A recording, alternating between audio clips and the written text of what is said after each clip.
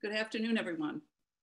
I'm Demetra Nightingale, and I direct the Urban Institute's Federal Evidence Forum, which is now in its 6th year.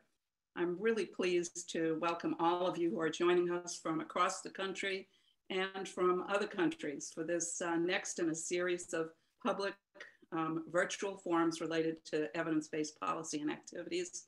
Today's session is titled Measuring and Assessing the Use of Evidence. Today's event is part of the White House Year of Action for Evidence, and the Urban Institute is really honored to jointly host it with the White House Office of Science and Technology Policy and the evidence team at the Office of Management and Budget. The Urban Institute's Evidence Forum is generously funded by the Annie E. Casey Foundation and the William T. Grant Foundation, and we really thank them for their continued support. First, a few housekeeping notes. This event is being recorded, and the recording and some relevant links will all be posted online after the event.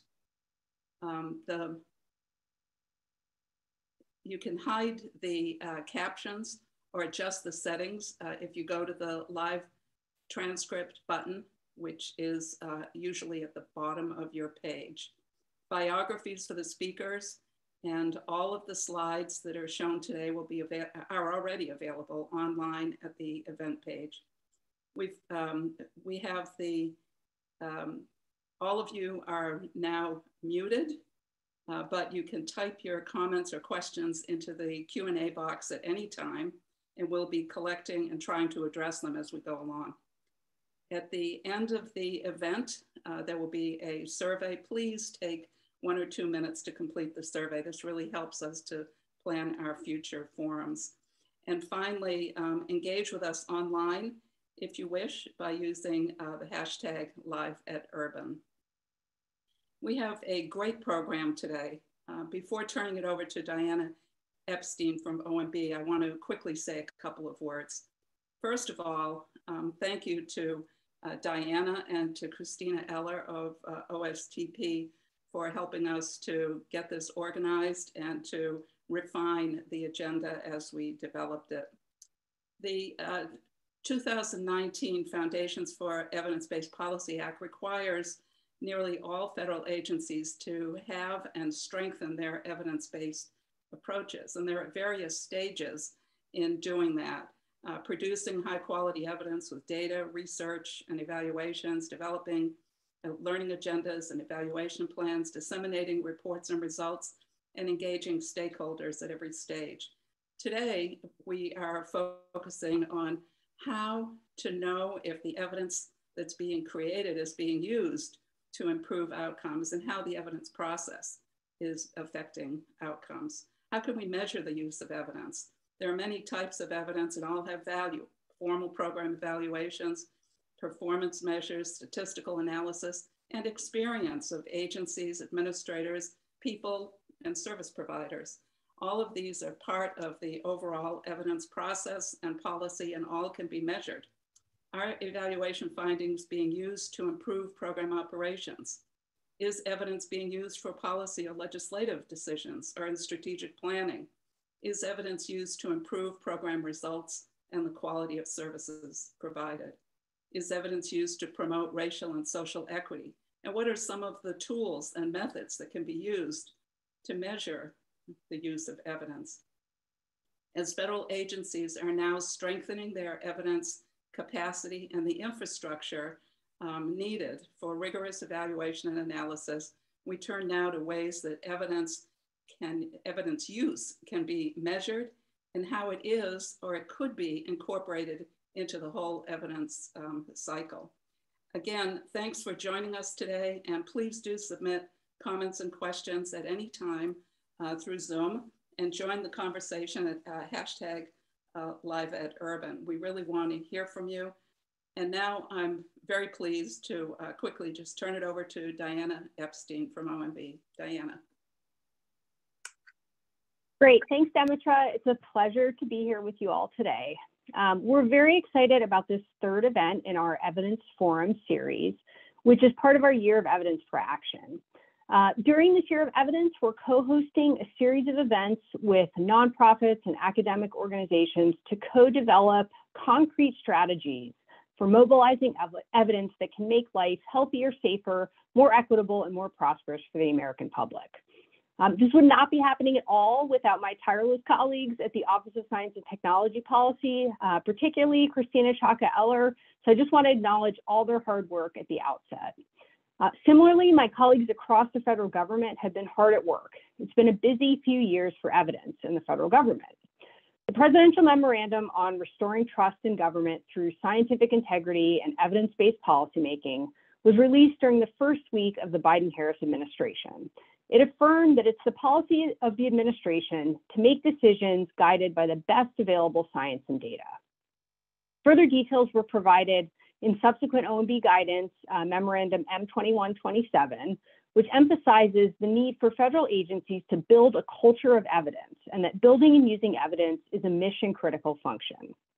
The executive order on advancing racial equity also made it clear that the administration is committed to pursuing a comprehensive approach to advancing equity for all. The focus on evidence-based government is also apparent in the fiscal year 23 president's budget, which proposed a number of new investments in agency evidence capacity, proposals to fund programs that are evidence-based, and new innovative cross-agency evaluations to build evidence in areas aligned with administration priorities such as equity. The president's management agenda also has a focus on evidence-based policymaking, and OMB has released a draft President's Management Agenda Learning Agenda that tackles some of these key unanswered management questions. As Demonstrator just noted, the Foundations for Evidence-Based Policymaking Act, or Evidence Act, has been an important focus of our evidence efforts for the past few years. The Evidence Act created a new paradigm for agencies to more strategically think about how they build and use evidence. Among other things, it required agencies to produce multi-year learning agendas. So those are strategic evidence-building plans and annual evaluation plans. Agencies have now completed and published their learning agendas and annual evaluation plans. These documents are posted on agency websites. They're also linked centrally at our new evaluation.gov website. This is a huge milestone. It's the culmination of so much hard work by our agency colleagues. Posting these plans publicly is incredibly important for transparency.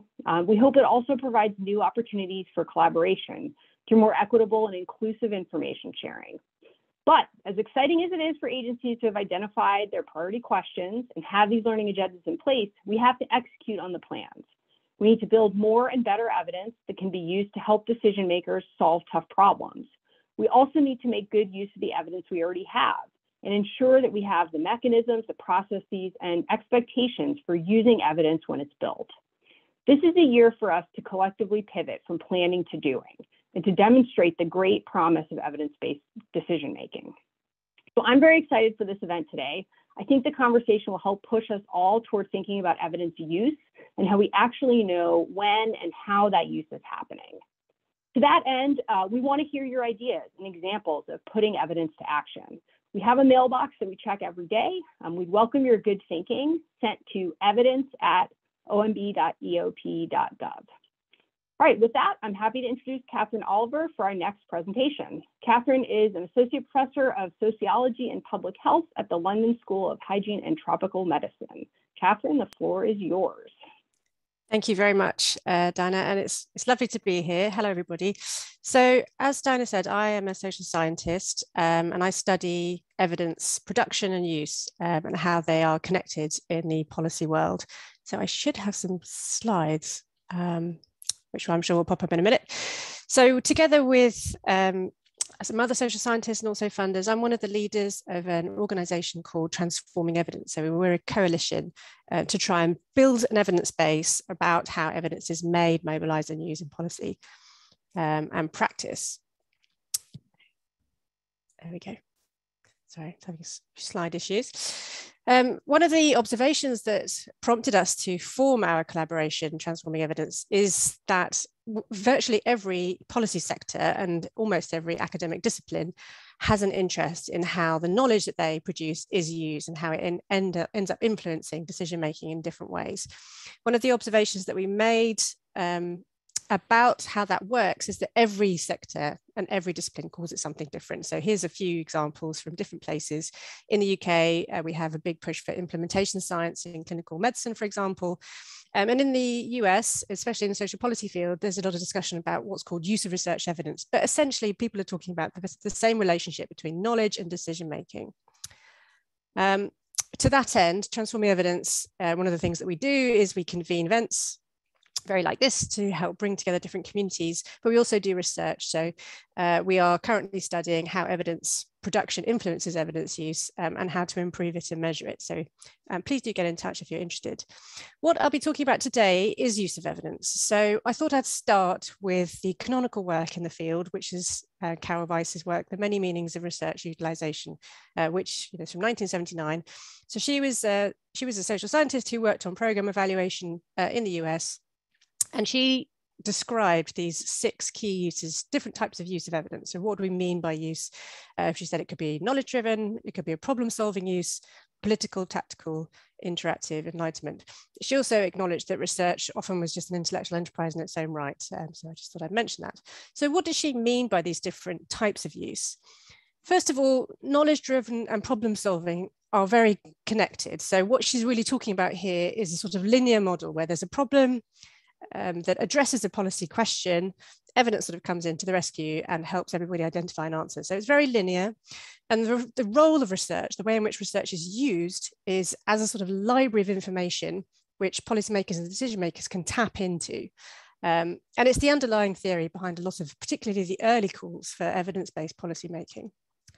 The second 2 uses, political and tactical, are really more to do with strategic use of information, often to support, to undermine, or to justify existing policy decisions. And the final 2 uses, interactive and enlightenment, are really how we think about evidence use today. It's a recognition that research doesn't just play one role, that often it has to be brokered by relationships, by people, and it has multiple uses and functions in the decision-making process. So it can provide new insights about a problem, reframe problems for people to see things in a completely different way, new perspectives and so on. But also that they take place, research and policy take place alongside other social processes. For example, existing social inequities and so on. So I put the image of a coffee percolator there to help illustrate how we now think about research and evidence and knowledge and ideas sort of filtering through the policy agora and the general policy discussion and narratives. However, I think it's important to recognize that while Carol's work has been immensely important in how we think now about what the role of evidence is in decision making, it's just one framework of many as to how knowledge influences decision making ultimately. Here's a few illustrations of different types of framework. And what we generally say is that frameworks are like toothbrushes, you'd rather have your own. So don't take them too literally. They can be useful to sort of inform how we think about the relationship between knowledge and decision making, but they aren't a sort of necessarily a very empirical description of how the relationship works.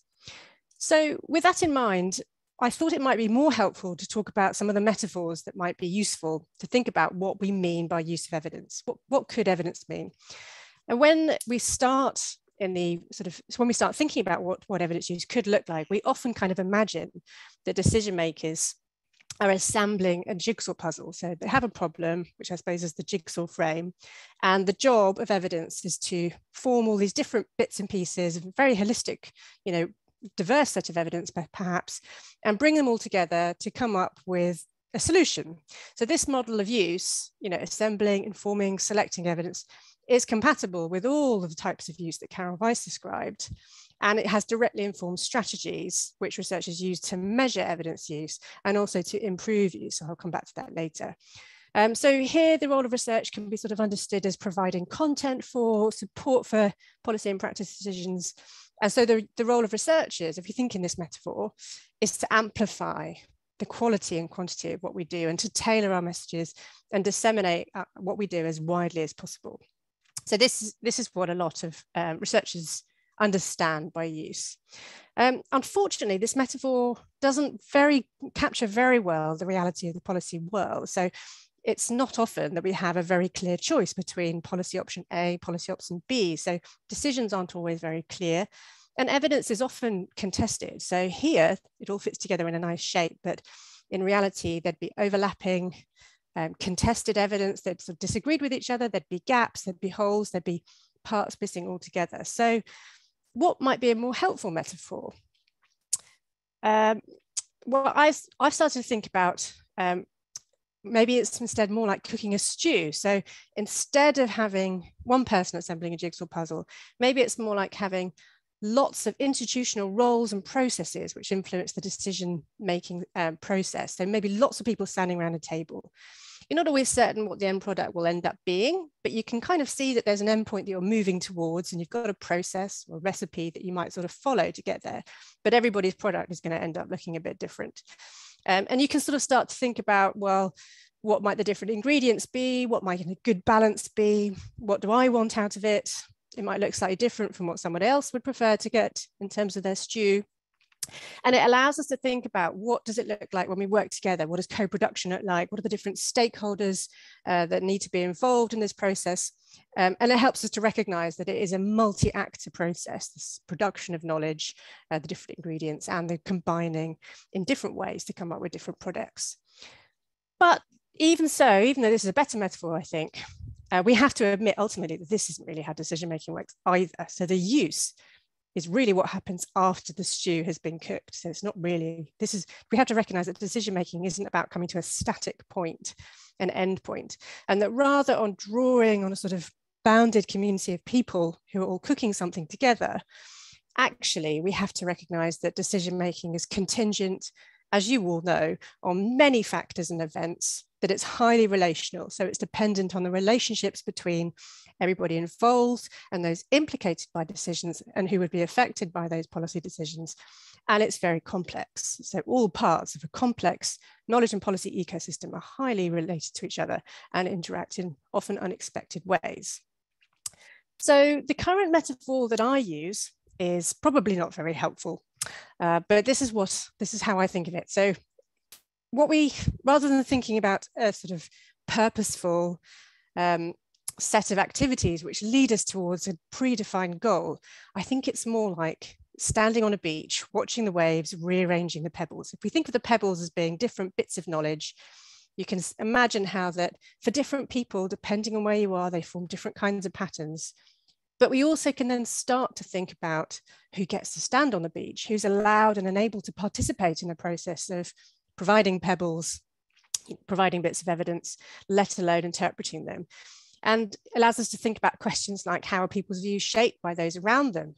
What would diversity in decision-making look like, and how would that affect how evidence is used? So the metaphor helps us to understand the potential roles of research in terms of diversity, in terms of patterns, in terms of enabling new discussions, different conversations.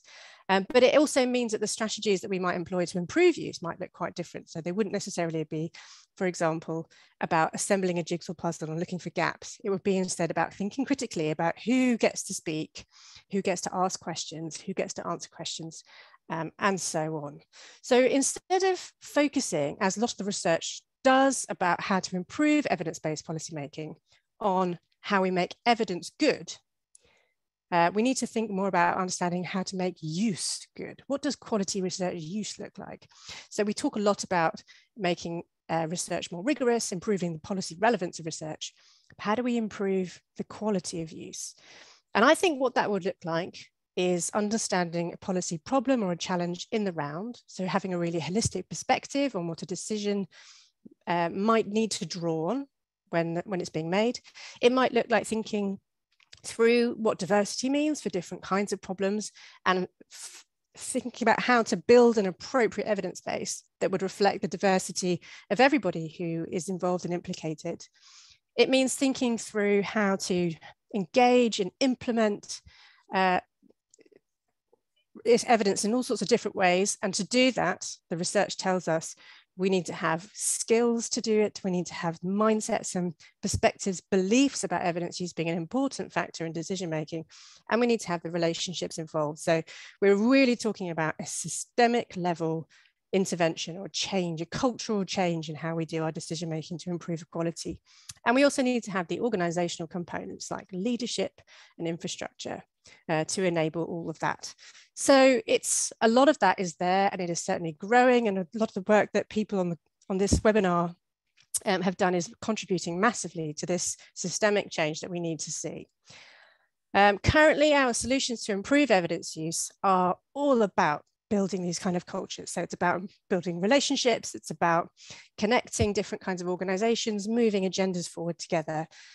Unfortunately, and I hate to be this person, but very few of the interventions that we use to improve evidence use, so the initiatives that we've tried, very few have been evaluated. So we actually don't know very much about whether or not what we're trying is working well to improve evidence use.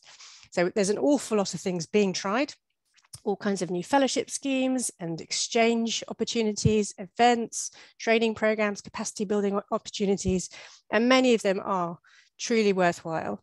What we don't have is a good understanding of what it takes to improve evidence use in different places, in different settings, for different purposes. So again, that's one of the things that Transforming Evidence is aiming to build an empirical evidence base about.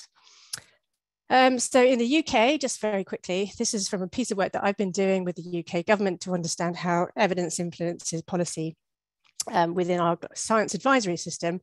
The focus in the government at the moment is about building capacity and capabilities for use. So it's about getting scientists in every department. It's about helping scientists understand how they can contribute to policymaking in different ways, thinking about the different sites of engagement. So where on this map the researchers and policymakers have the opportunity to discuss with each other and to learn from one another. And what it really shows, I think, is that knowing what good use looks like really means having this systems perspective. It means understanding how it works in practice, what is the reality of people's decision-making worlds, and how can we assess and measure evidence use in order to build more effective evidence use interventions. So I will stop there and hand over to Lauren Supley, who is a colleague from Transforming Evidence. She is a senior program officer at the William T. Grant Foundation, who, as I'm sure you all know, has been a huge investor in this area. And she is going to talk to you about how measurement of evidence use happens. Thank you very much. Fantastic. Thank you so much, Catherine. And thank you so much to Irvin for inviting me here today. I'm extremely excited to have this conversation. I'm going to be sharing today the way our grantees have captured if evidence has been used in policy and practice, which is a critical piece of this idea of measuring the effectiveness of our strategies to improve evidence use. And our grantees focus on research evidence. While there's many different kinds of evidence, these measures I'll talk about are with that in mind, but I think they could be adapted for other forms of evidence. So inherently in our mental models, we have this idea that we create evidence in order to achieve our missions or improve outcomes. But in the gap there, we don't always talk about, which is that we want that evidence used. And if we aren't truly able to understand the use of evidence and how and when it's being used, it's hard to really know how we're achieving this model. We're really good at creating that evidence, but how much can we actually measure? And then how would we go about doing that? So at this stage of the evidence building agenda, it would be really important to think about these questions as sort of internal learning or continuous improvement questions. So beginning to understand when, why, how, and under what conditions research is used, and feeding that information back into how evidence is created, how partnerships are developed, how learning agendas are formed. So take a minute and consider for yourself, if somebody asked you whether the research you are creating is used, how would you know whether and how it was used? What measure would you personally believe? What is the measure you think your partners would believe? Would it vary by who you are asking, whether it's a researcher or a community member, a state advocacy member? Is the research only being used if they cite something like a statistic? Or have you observed research being used in strategic ways or in budget justification documents? Or have you noticed research changing the conversation over time to the point that research may not be clear that research is in the room and happening, but it is informing the conversation? So measuring research from our experience, measuring research use from our experience is hard.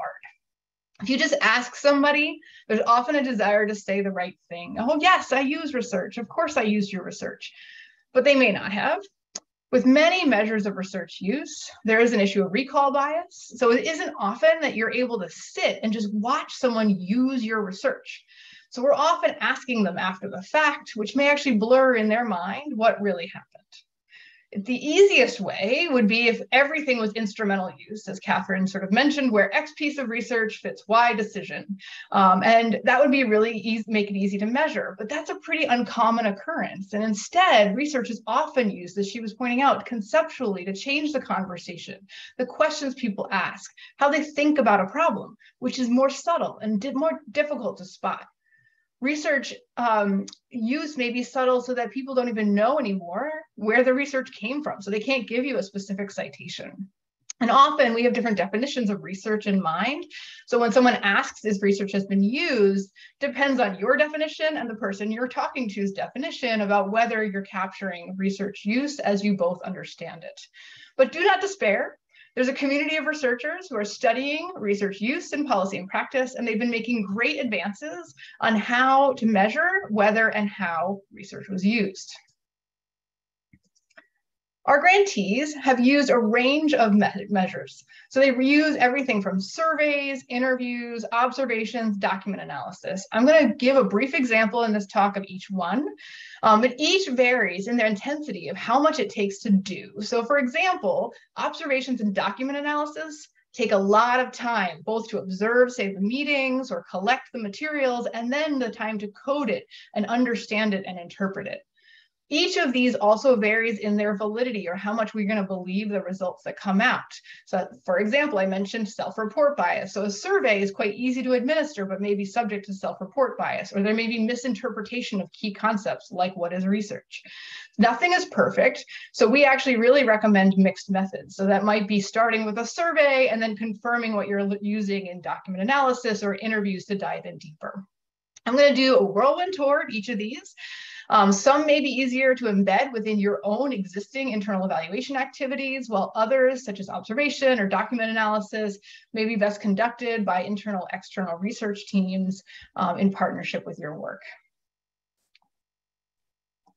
Everything I'm going to share today can be found in two related resources. One is free for download on our website, which is this monograph.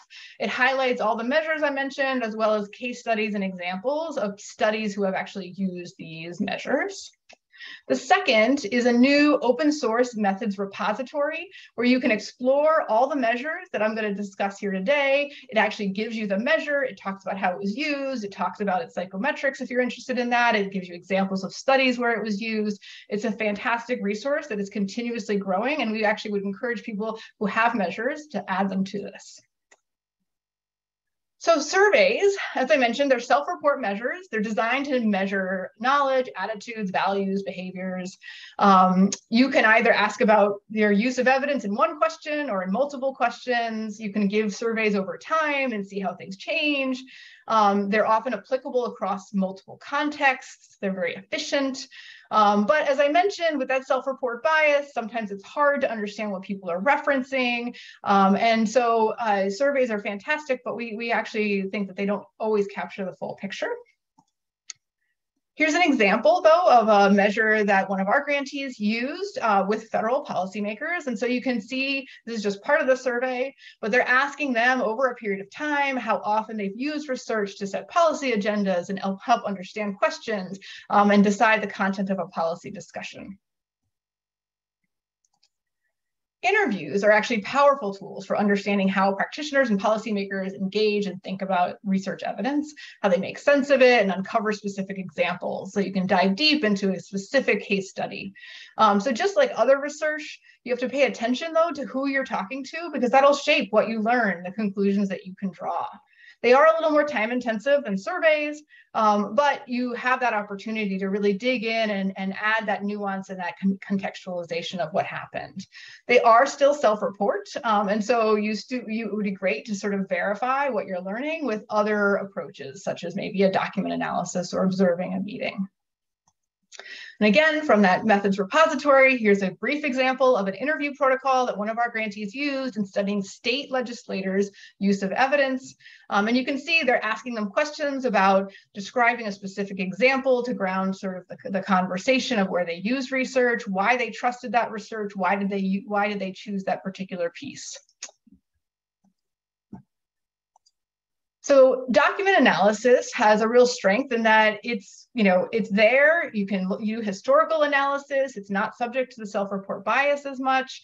You could actually trace things over time and see how the conversation has changed. You can build theory and understand social processes, maybe by tracing, draft documents, draft budget justifications all the way to the final one. You can sort of understand the thought process. And actually, one of our grantees traced the research on childhood obesity through the policy development and execution across multiple federal administrations by observing draft and final documents over time. But it is very time intensive, and sometimes it's hard to figure out exactly what's going on without that contextual information from individuals. And then observations can be either oral or written observations. And it's things like sitting and watching, say, a school board meeting, or observing how a policy document and process is developed over time. Many of these methods are drawing from ethnographic or anthropological traditions. So it's really an interpretive act. So you're watching and you're seeing sort of what's happening. How do you know whether research is being used? And what are people attending to? Why are they attending to them? One caution here is that you're having to then interpret what they're doing, but equally it's hard to interpret the absence of evidence. So if it's not there, is it that they're not using it? It maybe they used it in some other context that you're not observing. So you really, again, want to think about how you bring these methods together. So with that in mind, methods can be used in this sort of intersecting and overlapping way. So for example, as I mentioned, surveys and interviews might meet the goal of deeper understanding of a particular common response in a survey. Observations and interviews are useful to support claims of intention or add context. Observations with document analysis could help understand the social process that may have led to that final document that you're observing. Of course, here I am focusing on spotting when and how research is used.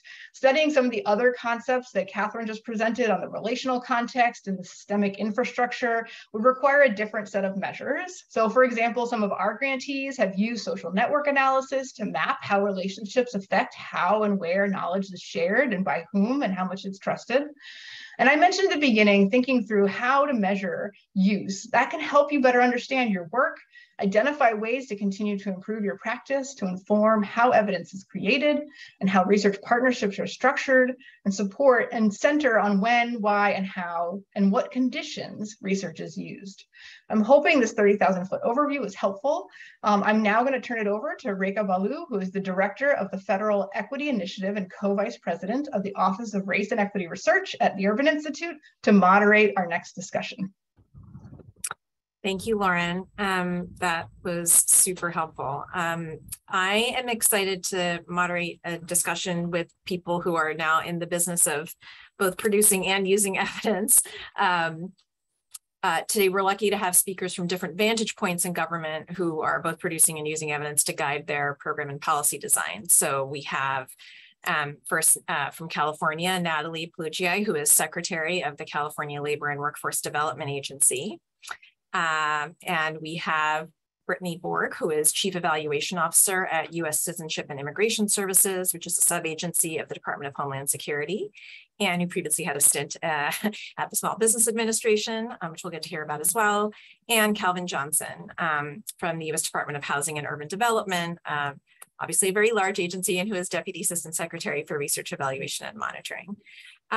Each of your agencies has created an evidence infrastructure. You've outlined a learning agenda to continue to generate evidence in your respective policy areas. And you've also been creating evidence feedback loops to build on and use that evidence in your programs. So hoping to talk with you all today about stories and examples of how you're going about then thinking about this measurement of the use of evidence that our previous speakers have highlighted, and what are both opportunities and challenges for that. So Natalie, I'll start with you. With the influx of funds that are coming to states and localities to support workforce development, what evidence are you looking for and using to kind of guide your program investments in a state as large as California? And how are you thinking about measuring that use of evidence? Yeah, well, thank you so much for the question, Rika. Also, I want to thank Urban Institute just for having me on this panel. I recognize it's very glaringly obvious that I am probably the only non-evaluation expert on this panel. And so I'm just thankful to have to be able to lend this perspective to the discussion. You're absolutely right. There is like an unprecedented amount of funding and excitement around workforce development. Definitely in California, there's absolutely the same trend happening across the country. I think the excitement is that there's a realization that workforce, having a strong, skilled, agile workforce is so key to supporting all other sorts of initiatives and policies that states are trying to develop and work on and support. And California, as an example, has made unprecedented levels of funding in workforce. I mean, this is like unheard of. We've always really relied on federal funding to support our workforce development through the WIOA. And now we have our own funding that is 3 or 4 times larger to do this. So the question is, how does evidence play into this? Like, how are we making decisions about where we put that money, how we use it? I would say that in terms of sort of a maturity scale of where our organization and where the state, I think, is in terms of evidence use and generation, I think it's probably still quite on the immature end, and it's something we're working really hard on at the labor agency to develop further. There's definitely use of existing evaluation, a lot of it which we have not produced ourselves, but comes from other sources, that is helping us make a case for why we want to invest our dollars differently than the way the traditional workforce system has been investing. And so you sort of start seeing a confluence of values around equity, serving the hardest to serve populations, align with evidence of what has come before, which, to be really frank, I think I could say this as the Secretary of Labor, our outcomes have been really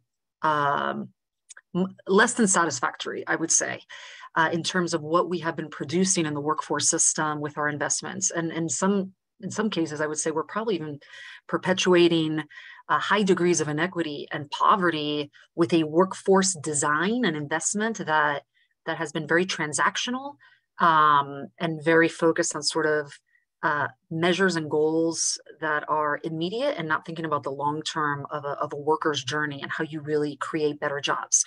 So we've been using the evidence to sort of justify changes in our thinking about how we should be investing in the workforce system. And we're changing the narrative around what we should be doing. And part of that is putting more money per participant, providing support services, providing training that's actually connected to sectors in regions. This is like revolutionary in the workforce space because it's always been about lower costs per participant with the outcome of getting a job.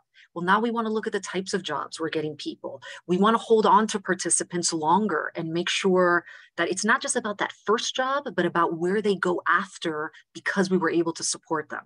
So that's a huge narrative shift, and it's going to be a huge investment shift. What we don't really have is we're just sort of at the beginning of this really exciting shift. And so now we have to start thinking about what are we trying to achieve if we change the way we invest our dollars. And we have to start thinking, we have to start asking the questions differently, collecting different data, and also evolving in our evaluation and use of evidence, understanding that like it's not always about like very expensive impact evaluation, and it's not always about qualitative analysis. There's so much gray in between that can help inform whether our hypotheses, and our theory of change actually leads to better outcomes for workers. And so sort of in the immature stage, using evidence to sort of justify the changes we want to make, but also at a really important point realizing we have to ask different questions, collect different data about participants that supports this theory of change.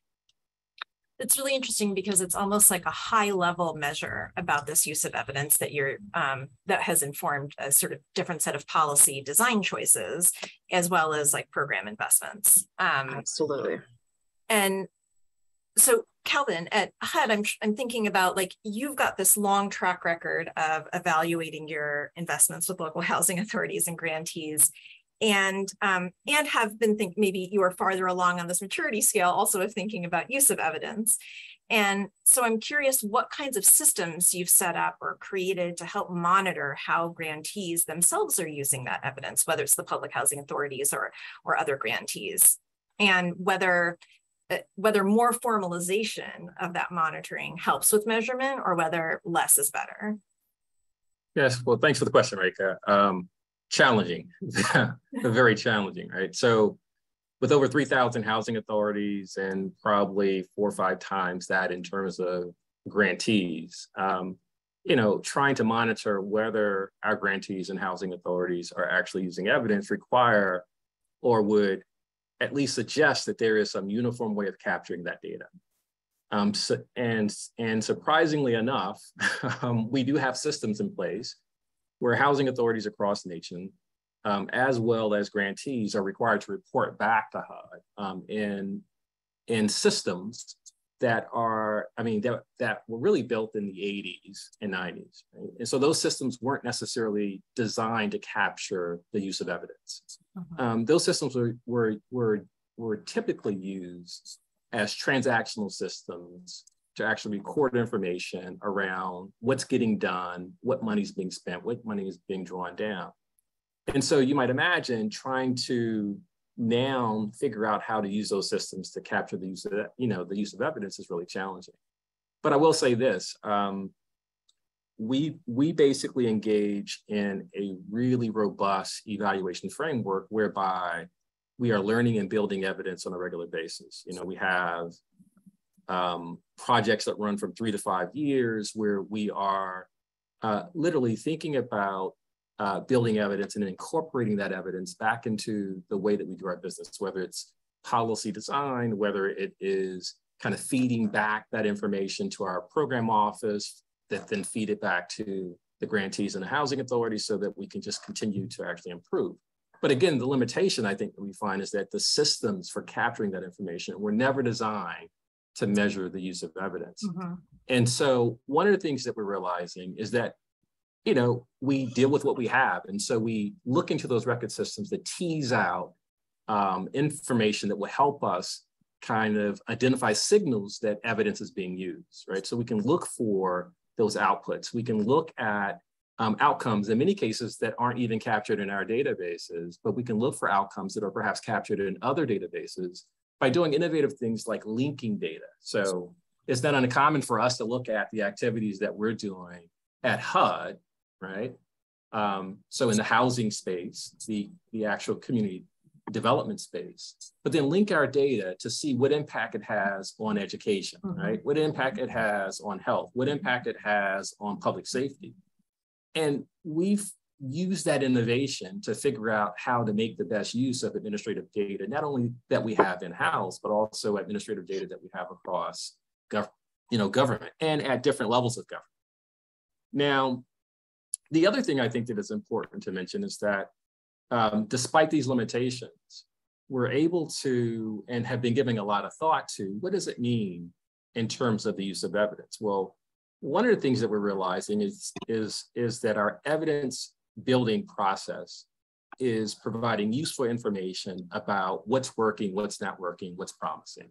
And one of the things that we're realizing is that implementation fidelity is really important in terms of really understanding not only how we build evidence, but what is evidence telling us, right? And so we've been spending a lot of time thinking about how to tease out kind of measures of implementation fidelity. And I must admit, it's challenging. But through our, but in working with our contractors, they're doing a really good job at capturing it on a project by project basis. I think as we learn more, we're going to really have to come to terms with how do we then take what we're learning in terms of how well our communities are actually implementing evidence or using evidence. So whether it's housing authority, grantees, or whomever your like communities are, we're going to have to struggle with how then do we look at the way that they're implementing it. Are they implementing it the way that we initially intended for it to be implemented? And are they implementing it in a way that we know that if there is stronger fidelity to the model, that the outcomes are better, right? And so how do we start to incorporate that into our systems? And then I will finally end on this point of, thinking about how we're using it internally. So I talked about how we're using it with housing authorities and grantees. But I must say, I've been really impressed by the use of evidence internally for budget decision-making, right? So every year about this time for the last 2 months or so, we are developing budget justifications, and they look to PD&R, policy development and research, to really provide a sense of the evidence, right? So what are we making investments in, and should we be making those types of investments? And this is not a black-white issue, right? There are gray areas, right? So there are areas where we know that there are promising practices, and we need to allow the evidence path to actually continue. So this is not about axing programs that haven't yet established evidence. This is about, hey, look, we have evidence, we are evidence building, and some programs haven't yet been determined to be effective. And so we're not going to nix those programs. We're going to put in place processes whereby we can continue to monitor them. And so one of the things that actually comes out of that is that our program officers, despite knowing the limitations of the systems we have, are asking for improvements to the information systems so that they can do more monitoring of their programs, right? So they want to have these systems updated so that they can do monitoring. So whether it is a program looking at economic self-sufficiency, or whether it's a program looking at ways that we basically provide for deregulation within the housing authority and the various outcomes that kind of are generated from that, but the program offices are asking for us to figure out a way to help them make the case to design systems that will actually capture information about the use of evidence. So that's really exciting.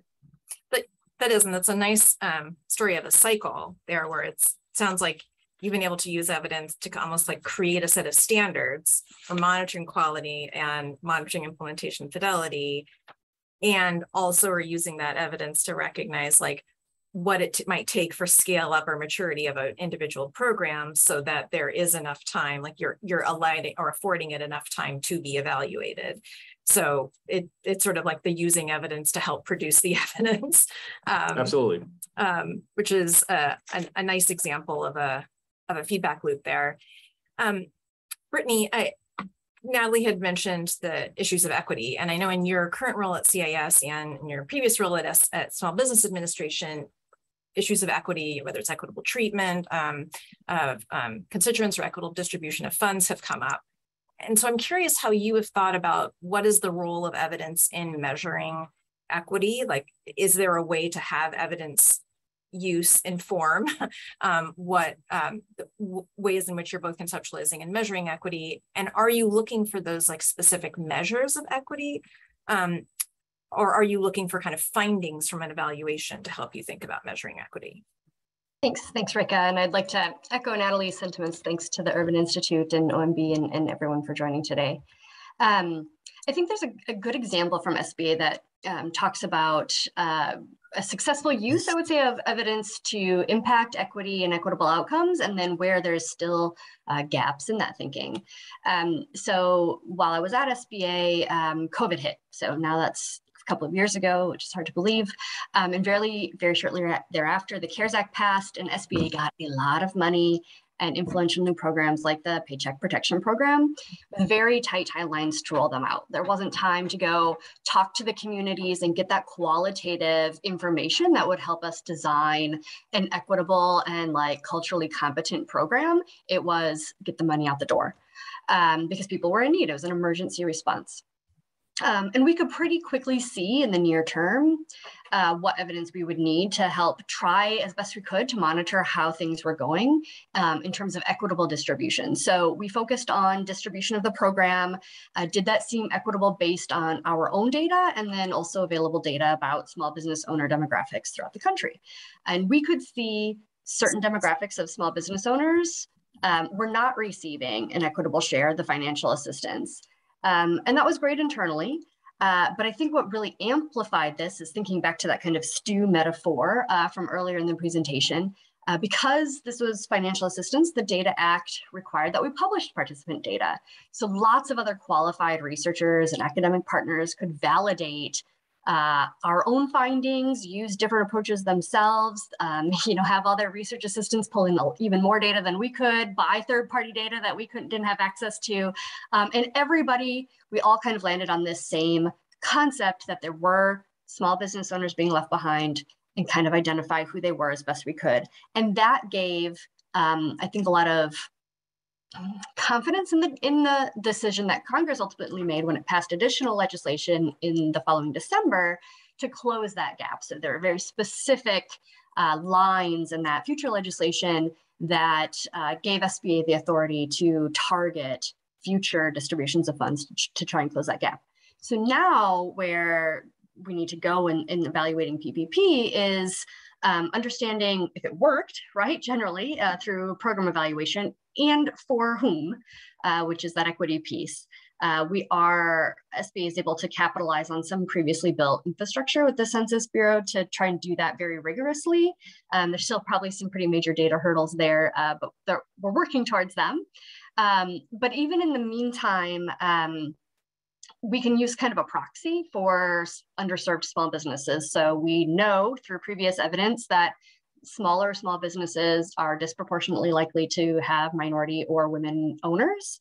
And so when we can find those businesses, which are much more obvious in our data, there is some already published research that PPP helped those businesses more than larger small businesses. So it is definitely, as discussed earlier, building on evidence, having multiple people influence that evidence either by asking different questions, taking different analytical roles, providing different perspectives. I think the thing that's still missing in a lot of our talk about measuring equity is that we are very stuck on measuring equity quantitatively and not talking as much about ensuring that we are getting the right voices in the room, both to influence design, but also to follow up.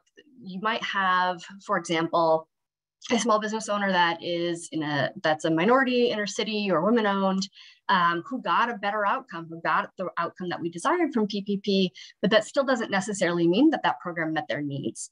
And so that kind of qualitative evidence and measurement is something that is really hard for a couple of reasons. One is people find it to be less credible.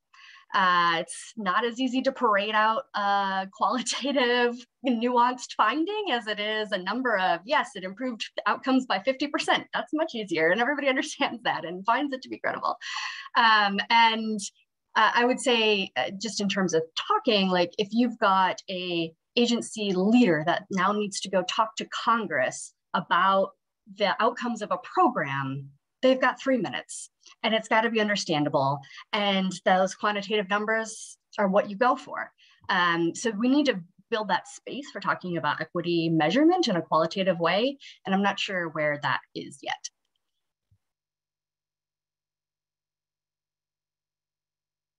Reka, I think you're on mute. Thank you, sorry.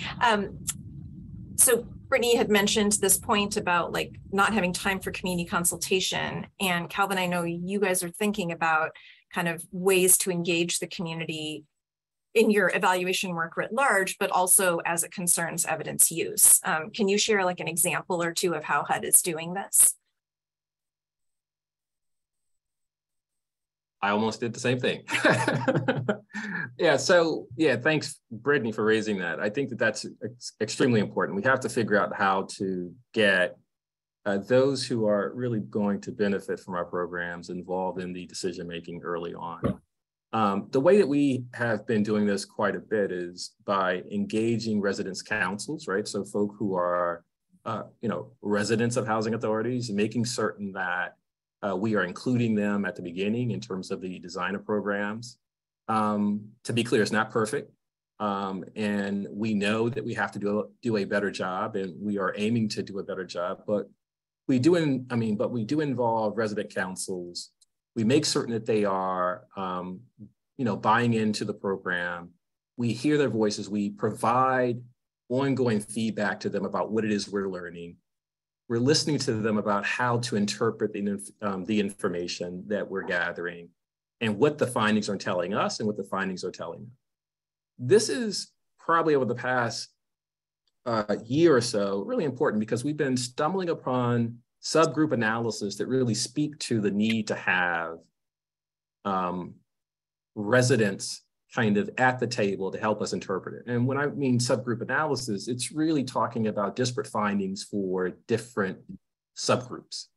And when you have those findings, yeah, there are different ways of interpreting it as a researcher, right? So I can interpret it one way as a researcher, you all can interpret it one way as a researcher, but we need to have the residents involved in the process of trying to understand, well, what does this mean, right? Because, they're the ones who are living this every day. They're the ones who are going to be impacted by any decision that we make. And so that's going to be important. And then the other piece of it is understanding who the community is that we want to target for engagement, right? So the community could be the housing authority, the community could be the tenant groups, the community could be neighboring residents. We really have to give some thought to who the community is that we want to actually engage around the use of evidence. And so I can go on and on, but I'll stop there. Well, I'm curious if there's like one example that comes to mind of where that conversation shifted the way you were thinking about like what you then needed to measure in terms of the use of evidence. Is there like, a way that they were interpreting something differently that made you think, oh, the way we use this has to shift to this new thing going forward? Yeah, so it's always tough because I want to make certain that I'm not scooping our own work. I know, yes, understand. But there is a study, and I'll just keep it broad. There's a study that really looked at changing the way that we calculated rents, and we had different minimum rent standards, and we also wanted to come up with a way that was less burdensome, not only to the housing authority, as well as to providing, let's say, incentives for folk to want to work more. And we had findings.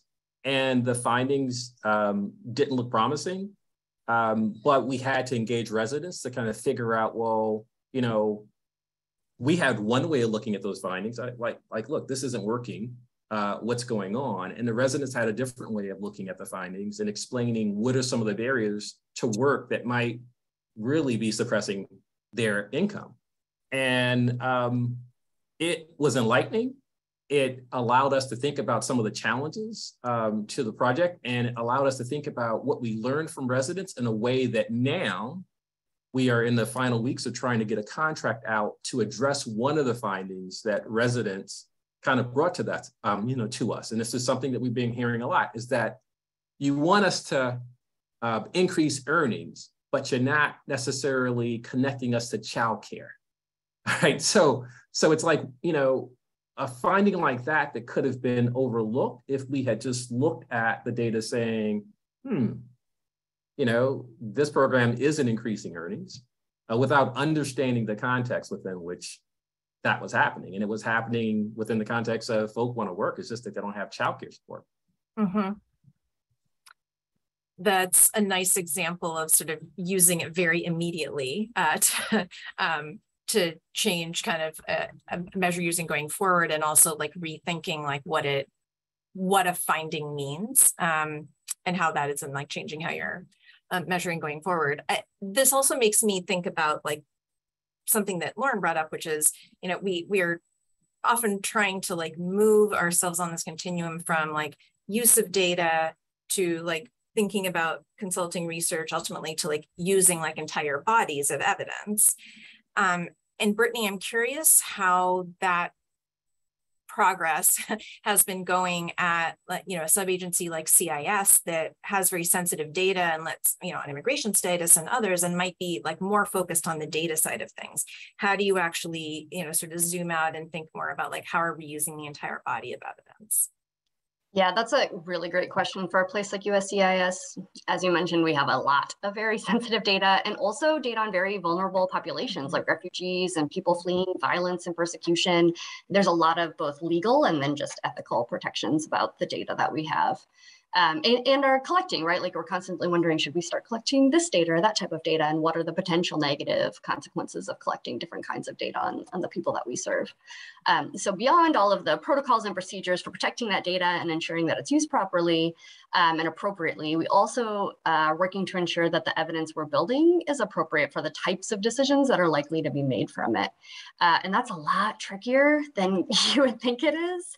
And just to be frank, we're kind of learning from missteps that we've done in the past where evidence that we thought this is going to be solid, like we can absolutely use this. There's a lot of sensitivities that we just didn't quite realize would be there, even though we thought we had a pretty, you know, solid research methodology and great findings that we could stand behind. There's questions about whether or not it's appropriate to use that evidence in certain instances. So building staff capacity too internally for understanding what evidence means, and I think also critically what it doesn't mean in order for it to be used properly are just top of mind. Getting people to understand what evidence is and that whole body of evidence, like you said, we're really actively thinking about right now. You know, there's a lot of agencies that have external clearinghouses, so everybody can use evidence. For us, we're thinking about how do we do some sort of curating internally, because for us, it's not just public evaluations and research, it's also a lot of internal data. How do we curate that to have just some kind of policy briefs that we constantly update without a huge lift to help leaders quickly access, you know, the prevailing wisdom on a given topic to help guide decisions. Luckily, there are kind of two organizational norms that might be capitalized for us to both implement this and then, frankly, measure the use of evidence as well. One, as you might suspect, we have a really robust and formal regulatory development process because that's how we implement a lot of our work.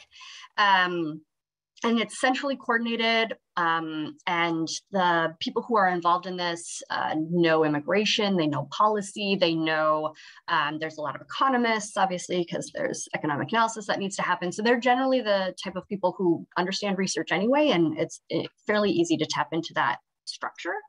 And then I would say the second place where we can both incorporate the use of evidence guided by some knowledgeable parties and also measure use is that organizationally, the strategy and evaluation work are paired together, and they are paired within the office of the Chief Financial Officer. So we work closely then with our budget office. Presumably this can all become a great cycle, as we were talking about previously, where we can incorporate a requirement to identify evidence bases into internal budget formulation processes for which the strategy and evaluation staff can look and say, is this credible? Is this the correct and appropriate use of evidence for this type of decision? Are they missing some evidence when they're making these types of budget requests? And so we can also not only see is that an appropriate use of evidence, but also how often, what kinds of evidence are being used, which then inform where we've got gaps, where we need to build capacity about understanding evidence. So hopefully that will become a virtuous life cycle, but I think changing organizational culture takes a while. And so I think we're just starting on that path, and everybody's enthusiastic, but it'll take a couple of annual cycles to get that to become routine. Well, I appreciate you flagging organizational even setup and structure as a key piece of this. You know, both use of evidence and measuring it. And you mentioned a couple times like kind of the appropriate use of evidence, and I'm curious if you have ways of measuring that more formally, or if that's kind of more yeah, how does that get beyond sort of tacit knowledge to become something that people more widely understand, and you can measure like when people are using that evidence, and how are you defining appropriate use of evidence? That was a lot of questions in one. Let me see. Sorry, yeah. You triggered a whole thing. In terms of measuring whether or not someone is using evidence appropriately, we are not anywhere near that. I think we are still focusing on building the evidence and building appropriate evidence, which is getting to understanding where those evidence gaps are. Thank you, learning agendas, and having a more nuanced understanding of what kind of evidence, if built, would help drive decisions. So an example would be if we understand why someone might choose to naturalize or not choose to naturalize. That seems like pretty straightforward. We just want to know why, and there we go. But some of those reasons are actionable and things we can do something about. And then others are completely not just because it's even outside of US policy, right? Like it might be that certain countries don't allow dual citizenship, and we should just never expect that immigrants from that country, lawful permanent residents, want to gain citizenship because they will be forced to, hand over their old citizenship, right? So there are certain things where it's like, we can understand that, but if it doesn't lead to decision-making, or it leads to some kind of odd, we're going to do a program about why this citizenship might be better than that, like a policy place nobody wants to go. That's where we're trying to identify up front before we spend a lot of time walking down a path to getting to evidence that is either not really useful for decision-making, or the types of decisions we would make off of it might be ones that nobody really wants to, or maybe not within the realm of USCIS as an organization to make decisions on. And that's what I mean by appropriate use of evidence. That's super helpful. Natalie, I'm curious where you mentioned you are sort of not as mature, let's say, as you'd like to be on here on your use of evidence, but it does sound like you are finding some ways to measure how you might be using it to the extent that it is there now. And I'm curious what that looks like. Is it in budget submissions? Is it in like community consultations? Is it in more of these like policy, like proposals to the legislature? Like, how are you able to observe where you are using evidence, even if it's limited at this stage? Yeah. I came to this session today thinking like, we are definitely at the tip of the iceberg, and I have to say that somewhere, in this discussion. And now I realize, no, it's more like we are like the lone sloth in the Amazon rainforest that lives almost all of her life on top of the trees because that's safe. Once in a while, she'll come down and linger to the other tree, but like, that's where we are in terms of evaluation. We're the sloth, and we don't see the whole forest. We don't see everything yet that's possible for us. I came from the Obama administration, and I worked really closely with Demetra Nightingale here, and we created something incredible. Demetra created something incredible at the labor agency, and she really garnered a lot of excitement about the possibilities of evidence and evaluation. And so I think I'm thinking about this as how key leadership is, both executive leadership and then also evaluation leadership within an organization, people who know about evaluation and understand this, how key those two components are to actually like rallying the excitement and moving an organization. I would say that in terms of how do I measure whether we're using it or not, there's a couple of things. So the first is I'm looking at, and it's hard to quantify it, but I can maybe qualify, do I have a culture of learning across my agency and sort of like the three big portfolios that we oversee? When I think about the 15,000 employees that work in this agency, like, is there a culture of learning and curiosity versus a fear of evidence, right? And Catherine earlier in her presentation, like, it was spot on when she said, moving beyond the tactical and political uses of evidence towards an enlightened, a moment of enlightenment. Like, are we there yet? Qualitatively, I could say we're not, but I look at that, right? That's a measure for me. And so we're getting there, and we do have roundtables around our labor statistics. We're starting to build that excitement, and it's growing. And now we have to do the same around evaluation and evidence, not just kind of lower level data analysis. I think the second thing that I look at is how integrated is evidence or evaluations developed by others, or that we look at, or developed by ourselves. How integrated is that with our other processes? Is it something that we include in our budget submissions or that we require, right? Is it something that we see in our communications? Is it integrated in our communications to our stakeholders about what our programs do? Again, qualitatively, I would say no, like on a very immature scale, but that's what I want to start measuring and looking at, how integrated it is with our processes. And I think the last thing that I would look at qualitatively from a leadership perspective to understand how well we're using evidence or not also is, like, I think Brittany was talking about this really well, is how are we making all of this real to non-evaluators? And not that it's not real, but how do we take what is like scientific sounding and scary for most and translate it the way IT often has to be translated to users through some middle lens? How do we take evaluation and translate it in a way that people are excited about it and understanding it? And that's really subtle, right? Like, how do you measure that? Mm-hmm. I think it's part of, again, how it's integrated into our own communications and our own sort of processes. But that's hard. I know that leadership is a key to this.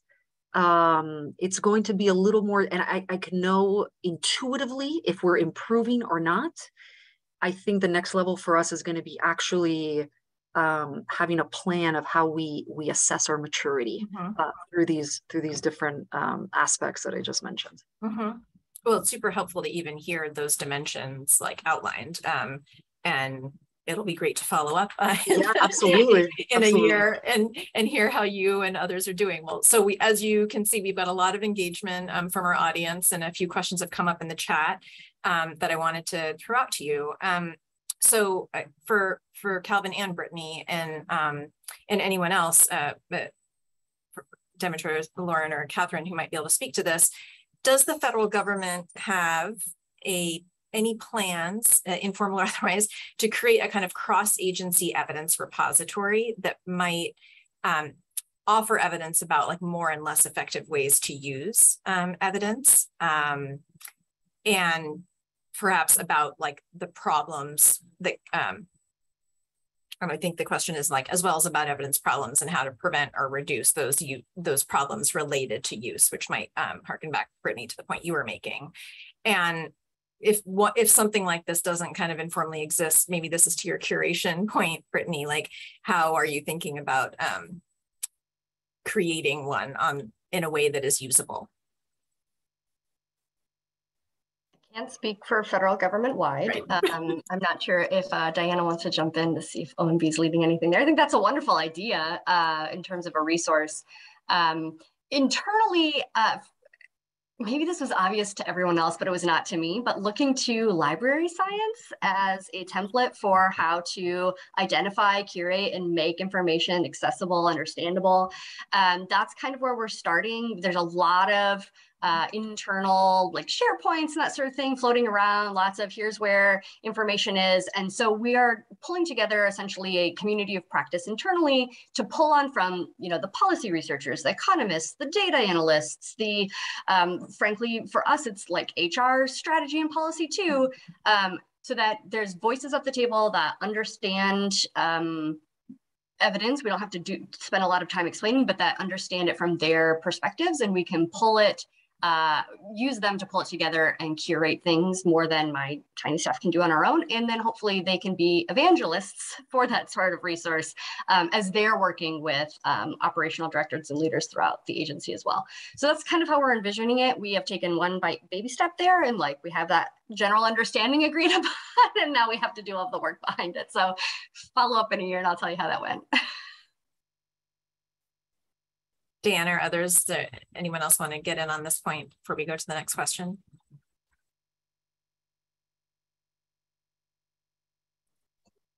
So I would say access is certainly a big part of it, but it's not the only way and the only condition necessary to get research used. It is about trusted relationships, whether that's between individuals or organizations, so that they understand what is the need. How can we tailor the research that is available to help answer the question? Much like Calvin mentioned, sometimes you don't have the research available when you need to make a decision. So what's the best decision you can make at that time? And understanding and predicting when those decisions might be needed, so you can sort of proactively be ready with those kinds of answers. So I think, in Catherine's talk, she mentioned this complex systems perspective that we really need to take, I think, to create the conditions that are going to make it more likely that research is used.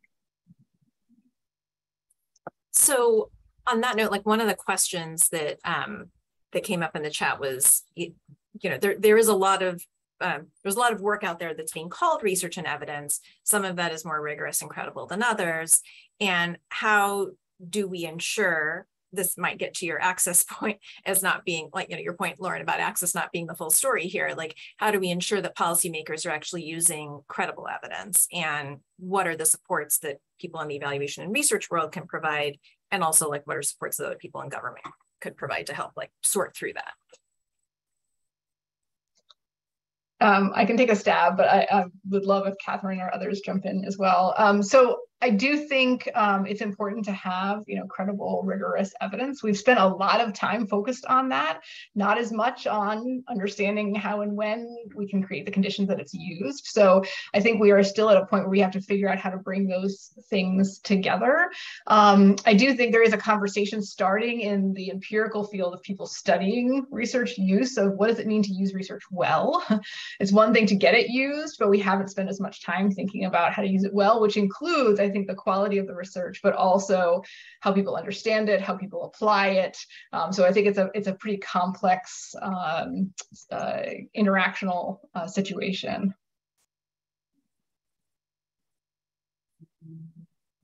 Shall I hop in? Mm-hmm. Is that right? I think it's a really difficult problem to solve, because it's not really about helping individual policymakers to, it's not about incentivizing people to reach out for evidence. I think there's so much appetite out there for good ideas and new ways of doing things, and data and information. People want to do a good job, right? So I don't think that's the problem. It's when you start to sort of pick apart all the different elements of what a helpful system would look like, you can sort of start to understand the complexities. It would be about incentivizing researchers to do research which actually addresses policy problems in the short, medium, and long term. It's about helping decision makers articulate some of their knowledge needs and helping them think through what can be addressed by research and what are the kinds of interdisciplinary questions that I can ask that might help me to understand this problem. It's also about making sure that our knowledge mobilization systems, so all the different kinds of engagement mechanisms that we have, from policy briefs to roundtables, that they don't increase inequities in the knowledge, in the knowledge system. So it's not just those from the richest universities who get to come to those things. It's people from all over who have lots of different perspectives and voices and disciplines and histories are able to participate in that process. So there is not a silver bullet, and anyone who says there is wrong. I'm happy to put it out there. They're wrong. But I think we are moving towards understanding at least what the system looks like. What we don't have is very good empirical evidence about how to solve that problem, rather those sets of problems. So, but as I said in the chat, the William C. Grant Foundation and the Transforming Evidence Funders Network are doing amazing work helping policymakers and funders understand what their problems in this space are. So what the kinds of research that they might need that would help them to understand what would it look like if we did have a useful evidence for policy system. Another question that's come up is getting to Lauren's point about there's like many different data sources or tools you could use to like understand and measure how evidence is being used. Are any of your agencies, Natalie, Brittany, Calvin, like doing surveys, or are you doing interviews, or are you like, what are some of the, besides like observing in your own experience and conversations, which it sounds like themselves are quite rich and detailed, are there other, let's say, data collection efforts that you're embarking on to measure this use of evidence? Yeah, well, there is an issue that I should have raised earlier when you were asking about how are we trying to engage the various communities. And so one of the things that I think that we're going to be doing fairly soon is coming up with a qualitative way of collecting information from folk who are benefiting from our services. So the beneficiaries. And I think that as part of that qualitative data collection, I think we can start to also ask questions about the use of evidence, right? Not necessarily saying, hey, do you use evidence? Right. But really getting at how they're experiencing our services in a way that like provides feedback to us that, yeah, this is not only how they're experiencing it, but yeah, at least they are seeing it being implemented out there in the field, right? In their housing authority or in their communities. And so I think that we're going to be spending more time not only thinking about the customer experience, right? The beneficiary experience, but also using that data collection process to, understand whether the evidence that we expect to be used is actually being used. I'll jump in that GAO, I think it's every 4 years or so, does kind of the federal managers survey, and they've, the last year they added more information, not just on do you use performance management to drive results, but kind of evidence generally. Do you know that even exists in your agency? And so that's been, I think, useful. At SBA, we underwent a very intentional and serious organizational wide culture shift from very serendipitously from, I think it was the 2017 survey to the most recent one was when all that happened. And you could really see in the numbers, the difference, right? There was campaigns to make managers understand, to ask them often what they were doing, what they needed, help them. When we have evaluation results, it was sitting with them, not just to tell the results, but following up later, have you made decisions? What is impeding you from making decisions using this? So while we weren't tracking it internally, it was nice to see that at least showed up on that survey, which is obviously periodical and probably has its own flaws, but that is one way that kind of federal government-wide it's being done. Internally, I think we're less about surveying right now, but definitely about talking in a frequent way with managers and leadership about what they still need. So where do you still see that gap happening? Because I think for us, we're still at a dearth of evidence more than we are you have it all there now, why aren't you using it?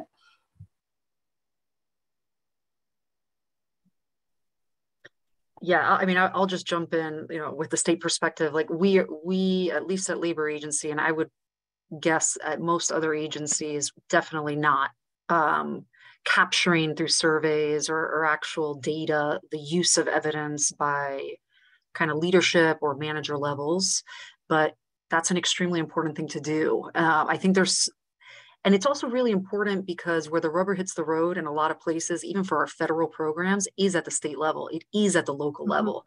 And so, and this is why these conversations are so important, just developing these communities of practice and exposure for policymakers to what is possible and, the sorts of surveys that are happening at the federal level, things that we can bring down to the state and sort of start just growing that practice, I think is going to be very important.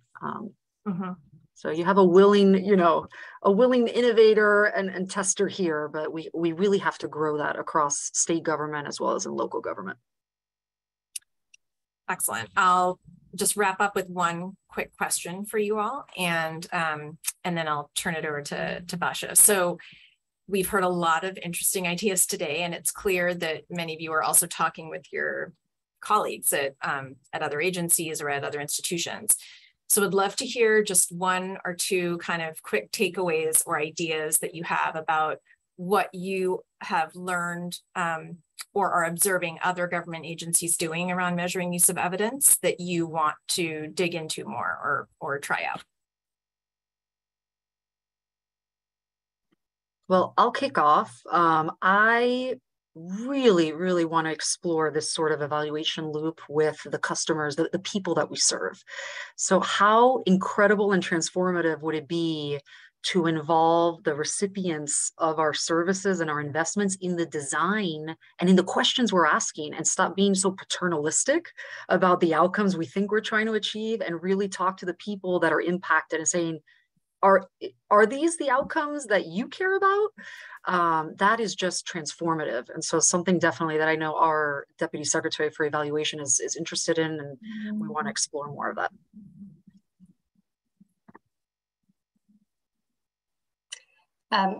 For USCIS, we have one small grant program, but it gets a lot of attention, and there's a lot of kind of room for us to do innovative things with it.